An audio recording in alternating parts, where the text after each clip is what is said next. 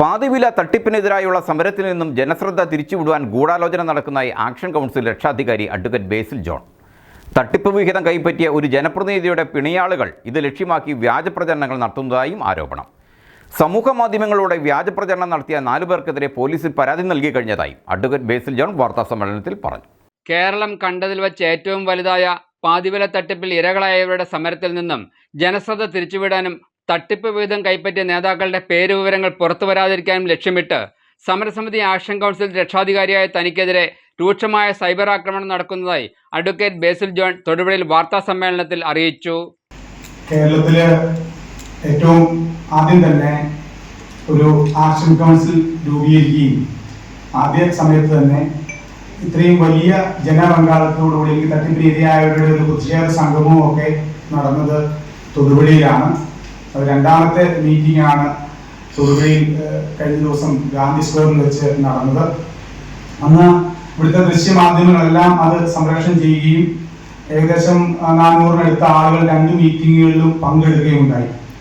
അപ്പോൾ അതിനകത്ത് ഞാൻ ആദ്യമായിട്ട് ഇടുക്കി ജില്ലയിൽ ഈ വിഷയത്തിൽ ആദ്യമായി പ്രതികരിക്കുകയും ആദ്യമായി ഈ തട്ടിപ്പിനിരയായവരുടെ കൂടെ നിൽക്കുകയും അതിനെതിരെ അന്വേഷണം നടത്തണമെന്ന് ആവശ്യപ്പെട്ടുകൊണ്ട് അല്ലെങ്കിൽ അവരെ എല്ലാവരെയും ഈ തട്ടിപ്പിനിരയായ ആളുകളുടെ ആവശ്യപ്രകാരം അതിൽ പങ്കാളികളായിട്ടുള്ള മുഴുവൻ ആളുകളിലേക്കും അന്വേഷണം എത്തണമെന്ന് ഈ പ്രസ് ക്ലബിൽ തന്നെ നമ്മൾ പത്രസമ്മേളനം നടത്തുകയും അതിനായി എല്ലാ രീതിയിലുള്ള സമര പരിപാടികളുമായി മുൻപോട്ട് പോകുവാൻ വേണ്ടി നിൽക്കുമ്പോൾ അതിന്റെ ഭാഗമാക്കുകയും ചെയ്തു. എന്നാൽ അതിനുശേഷം തൊടുപുഴയിൽ കഴിഞ്ഞ ദിവസം ഗാന്ധി സ്ക്വയറിൽ നടന്ന മീറ്റിംഗിന് ശേഷവും തുടർച്ചയായി എന്നെ വ്യക്തിപരമായി എനിക്കെതിരായിട്ട് സൈബർ ആക്രമണം എന്ന് പറഞ്ഞാൽ ഒരു രാഷ്ട്രീയ മര്യാദയും ഇല്ലാതെ, അല്ലെങ്കിൽ പ്രത്യേകിച്ച് പല രാഷ്ട്രീയ അഭിപ്രായ വ്യത്യാസങ്ങളുണ്ട്, പല ആളുകൾ തമ്മിൽ അഭിപ്രായ വ്യത്യാസങ്ങളുണ്ട്. അതിനെല്ലാം ഉപരി രാഷ്ട്രീയമായി നേരിടുന്നതിന് പകരം അല്ലെങ്കിൽ സമരവുമായി ബന്ധപ്പെട്ട് ഈ സമരത്തിന്റെ അല്ലെങ്കിൽ തട്ടിപ്പിനിരയായ വിഷയങ്ങളെ പറ്റി ഒന്നും ചർച്ച ചെയ്യാതെ തികച്ചും വ്യക്തിപരമായ രീതിയിൽ സൈബർ ആക്രമണം നടക്കുകയാണ്. അത് നമ്മൾ പ്രതീക്ഷിക്കാത്തതിനേക്കാൾ ഞാൻ ഏറ്റവും ഉദാഹരണം പറഞ്ഞാൽ അനന്തു കൃഷ്ണനേക്കാൾ വലിയ തട്ടിപ്പുകാരനാണ് ഞാൻ. അതുകൊണ്ട് ആരും ഈ സമരത്തിൽ അദ്ദേഹത്തോടൊപ്പം അല്ലെങ്കിൽ അദ്ദേഹം മുൻപിൽ നിൽക്കുമ്പോൾ കൂടെ നിൽക്കരുത് എന്ന് പറഞ്ഞുകൊണ്ട് വ്യക്തിപരമായ ആളുകൾ വിളിച്ചു പറയുന്നു, സമൂഹ മാധ്യമങ്ങളിലൂടെ പോസ്റ്റ് ചെയ്യുന്നു, നിരവധിയായി പരമാവധി പരത്തുക എന്ന് പറഞ്ഞ രീതിയിൽ മുൻപോട്ട് പോയിക്കൊണ്ടിരിക്കുകയാണ്. അപ്പോൾ ഇത് തികച്ചും എനിക്ക് തോന്നുന്നത് എന്നെ വ്യക്തിപരമായി ടാർഗറ്റ് ചെയ്യുന്നതിനേക്കാൾ ഉപരി ഈ പാതിവില തട്ടിപ്പിനെതിരായിട്ടുള്ള സമരം എവിടെ ഉയർന്നു വരരുത്, അത് തുടക്കത്തിലെ തന്നെ നുള്ളിക്കളയുക, അതായത് മുളയിലെ തന്നെ നുള്ളുക എന്ന ഒരു ലക്ഷ്യത്തോടു കൂടിയാണ് എന്ന് ഞാൻ സംശയിക്കുകയാണ്. തട്ടിച്ച തുകയിൽ നിന്ന് 40 ലക്ഷം രൂപ വാങ്ങിയെന്ന് തട്ടിപ്പുകാരൻ മൊഴി നൽകിയ ജില്ലയിലെ ഒരു ജനപ്രതിനിധിയുടെ ഏറ്റവും അടുത്ത് നിൽക്കുന്ന ആളുകളാണ് തനിക്കെതിരെയുള്ള ഗൂഢാലോചനയ്ക്കും വ്യാജ പ്രചാരണത്തിനും നേതൃത്വം കൊടുക്കുന്നത്. അതുകൊണ്ടാണ് മാധ്യമങ്ങളുടെ മുമ്പിൽ ഈ കാര്യം പറയുവാൻ വേണ്ടി വന്നത്. കാരണം അതിനകത്ത് ഒരു പ്രത്യേക അജണ്ടയുണ്ട്. ഞാൻ വിചാരിക്കുന്നത് ഇപ്പോൾ ഈ സമരത്തെ തുടക്കം മുതൽ ഈ സമരവുമായി ബന്ധപ്പെട്ട് എനിക്കെതിരെ വാക്കുകൾ പറയുന്നവർ ഈ സമരം ഒരിക്കലും മുൻപോട്ട് പോകരുത് എന്ന് ആഗ്രഹിക്കുന്നവരാണ്. എനിക്ക് ഇപ്പൊ ഈ ഇതുമായി ബന്ധപ്പെട്ട് എനിക്കെതിരെ സോഷ്യൽ മീഡിയയിൽ പ്രചാരണം നടത്തിയവർക്കെതിരെ ഞാൻ 4 പേരെ പ്രതികളാക്കിക്കൊണ്ട് ഈ സോഷ്യൽ മീഡിയയിൽ പ്രചാരണം നടത്തിയവരെ കരിമണ്ണൂർ പോലീസ് സ്റ്റേഷനിൽ കേസ് കൊടുത്തിട്ടുണ്ട്. ആ കേസുമായി ബന്ധപ്പെട്ട് പരാതി സ്വീകരിച്ച് അദ്ദേഹം അന്വേഷിച്ച് നടപടി എടുക്കാമെന്ന് പറഞ്ഞിട്ടുണ്ട്. അതോടൊപ്പം തന്നെ എനിക്കുള്ള ഒരു സംശയം, ഈ വിഷയവുമായി ബന്ധപ്പെട്ട് നമ്മുടെ നാട്ടിലെ ഒരു ജനപ്രതിനിധിക്കെതിരെ 40 ലക്ഷം രൂപ വാങ്ങി എന്ന് പറഞ്ഞുകൊണ്ട് ഒരു TV ചാനലിൽ വാർത്ത വന്നിരുന്നു. അനന്തു കൃഷ്ണന്റെ മൊഴിയുമായി ബന്ധപ്പെട്ട്, അനന്തു കൃഷ്ണൻ മൊഴി കൊടുത്തതുമായി ബന്ധപ്പെട്ട് TV ചാനലിൽ പല ചാനലിൽ വാർത്ത വന്നിരുന്നു. അതിനുശേഷം അദ്ദേഹം പറഞ്ഞു ഒരു 7 ലക്ഷം രൂപ ഒരു വീട് പണിയുമായി ബന്ധപ്പെട്ട് കൊടുക്കുവാൻ വേണ്ടി ഞാൻ പറഞ്ഞുവെന്ന് അദ്ദേഹം ചാനലിൽ മുമ്പ് സമ്മതിക്കുകയും ചെയ്തു. അപ്പോൾ ആ അദ്ദേഹത്തോട് അടുത്ത് നിൽക്കുന്ന ആളുകളാണ് ഇപ്പോൾ ഈ വിഷയത്തിൽ എനിക്കെതിരെ സോഷ്യൽ മീഡിയയിൽ വ്യാപകമായ പ്രചരണം നടത്തുന്നത്.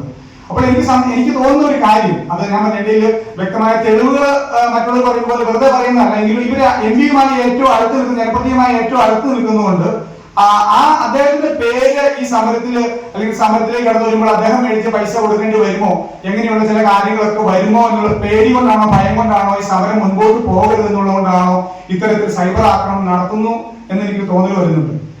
കാരണം അതോടൊപ്പം തന്നെ ഞാൻ കൂട്ടിച്ചേർത്ത് പറയാം, എല്ലാവരും പറയുന്നുണ്ട് അദ്ദേഹം ആ പണം കൈപ്പറ്റിയോ എന്ന് ചോദിച്ചപ്പോൾ മൊഴി ശരിയാണെന്ന് ചോദിച്ചപ്പോൾ പറഞ്ഞൊരു കാര്യം, ഒരു 7 ലക്ഷം രൂപ ഒരു വീട് പണിയുന്നതിന് വേണ്ടി ഞാൻ കൊടുക്കാൻ പറഞ്ഞത് കൊടുത്തു, അങ്ങനെ ഒരു ബന്ധമല്ല, വളരെ നിസ്സാരമായിട്ട് അദ്ദേഹം പറഞ്ഞത്. TV ചാനലെല്ലാം വന്നതാണ്.